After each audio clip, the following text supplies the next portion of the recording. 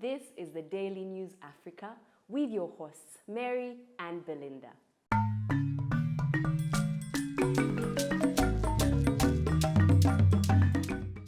We are at the halfway point of the year 2020, Mary. We made it. We did! Coronavirus and all. We made it. Ain't got nothing on us, you know? Okay, now I know we've had 2020 being difficult and everything, Yeah. but there's good news, Mary. Yeah. Would you believe me if I said there's good news? I'm tired of hearing bad news, Belinda. Yeah. So yeah, good news would be good right now. I got you. Okay, good news, everybody. The DRC just declared the country Ebola free. The Democratic Republic of Congo on Thursday officially declared an end to an epidemic of Ebola. The epidemic broke out in the east of the troubled country in August 2018 and went on to claim 2,277 lives. The World Health Organization, WHO, reacted with joy to Thursday's announcement. My dear countrymen, on this day, Thursday, the 25th of June 2020, I am pleased to solemnly declare the end of the 10th epidemic of the Ebola virus disease in the eastern parts of the Democratic Republic of Congo. The outbreak was the longest, most complex and deadliest in the 60-year history of the DR Congo. It has only been surpassed by the 2013-2016 Ebola epidemic in West Africa that killed 11,300 people. Since 2020, guys, 2018, from the year 2018, the DRC has been grappling with Ebola. So while the rest of us were out here dealing with Corona and all these other things, And it's a good thing. It's a good thing. So it's one of those things where people will not think Ebola is serious, but for us here in Africa, in East Africa, Central Africa, we're glad. It's a win. It really is. Over 2,200 deaths after. Yeah, so on top of that, these guys then have to go ahead and deal with Corona. So, one pandemic at a time. But no, they were multitasking. And they won. They have won. We are happy that the DRC has kicked Ebola. And so now we're coming for its cousin. Watch out, Corona. Coronavirus, watch out. We're coming for you next. If we could defeat your brother Ebola or your cousin or whoever, we're coming for you next. And yes, this is a threat. Africa is taking down all these pandemics. Calm down. I actually have bad news now. Unfortunately, I do have bad news. There are quacks on our beautiful continent preying on the innocent people in Ghana and selling them fake coronavirus cures. Yeah, there's someone selling cures. You don't believe me? See for yourself. Watch the video.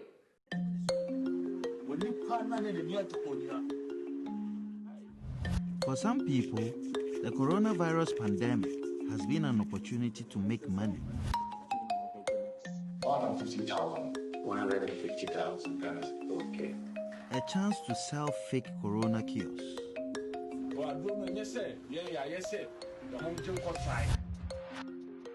I am undercover journalist Anas Arimiao Anas.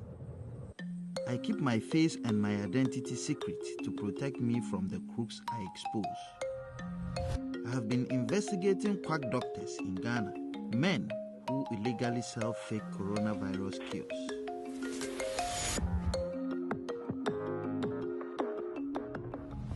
Good day. My own name is Prophetess Zukbe Oluwaniyi. I brought the cure of the coronavirus. Yes. Coronavirus can fall and die.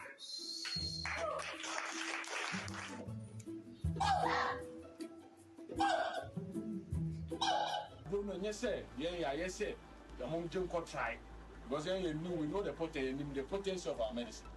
Yeah, I can say the amount for the break. Because every bus, of course, the amount will fear one negative comment. They even claimed people were leaving hospitals to collect their cure.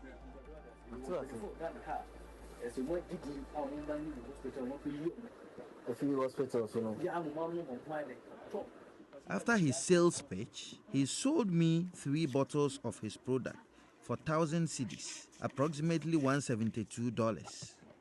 Before leaving, Dr. Abdallah Sr. warned us one of his bottles would cause serious diarrhea.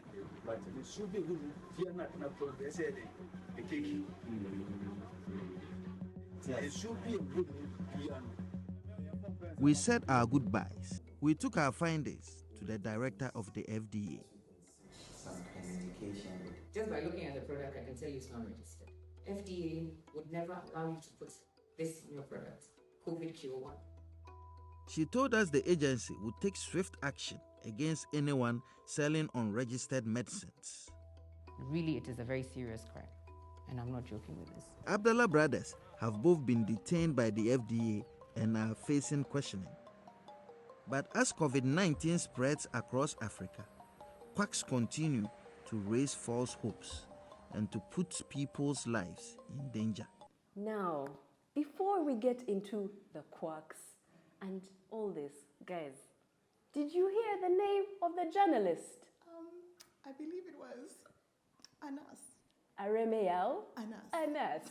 Now, guys, when the name is nice, you say it twice.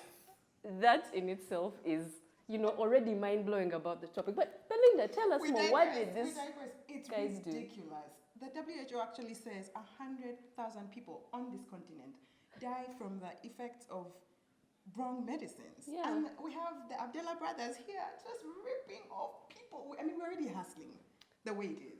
You're preying on people's innocence and, the time when the world is going through a bad... A lot. Exactly. But again, Belinda, I cannot be mad at these people because, honestly, why would you go test a vaccine? There's none that's officially out there. You have not done your research. Right. No, you have a great not... point there. Yeah, so you can't even be mad. Like, we're all hustling. So the Abdallah brothers are even just... if they wanted to test, no, we can't. It's still trial stages, right? The Abdallah brothers are just trying to hustle it out in the COVID times. So we're going to respect them? We'll not respect them. No, you know what's bad? If there were actually COVID-19 patients in their presence, they would be spreading the virus. Yeah, that's true. That's just not being woke. Yeah, guys, guys, be smart. do not prey on people's. We're going through a rough time. Yes. Do not take advantage of people's desperation. Is that even a thing? It's a word. If it's not, it is now. Yes. It is now. We're making up words here. Yeah, but more than that, be woke, you guys. You can't just walk into these things. Just don't. Meanwhile, in Barcelona, plants attended an opera. Yes, at the Lisieux Opera House. The Lisieux Opera House. And it was sold out. Sold out, guys. The plants were seated on red velvet seats. Beat that. Yeah. Have you been to an opera? Have you sat on a red velvet seat? You don't believe us? Check this out. Barcelona's Opera House has reopened its doors for the first time since March to perform for a particularly quiet audience. Occupying every seat of the theatre, nearly 3,000 plants attended the first concert in over 3 months, only a day after the state of emergency was lifted in Spain. The concert for the Bioscene, as the organizers call it, featured a string quartet that played Giacomo Puccini's Crisantemi and has been streamed online for a more traditional audience. The idea behind this green concert is to represent how the coronavirus pandemic has forced people to retreat from shared public areas. After the concert, the plants, with a certificate from the artist, will be donated to 2,292 frontline health workers as a recognition for this unprecedented battle. Sofia Sanchez, Euronews. You had that right. Lisieux, or the way it's pronounced, Lisieux Opera House hosted 2,292 plants to a great opera show, and it was sold out, like we told you guys.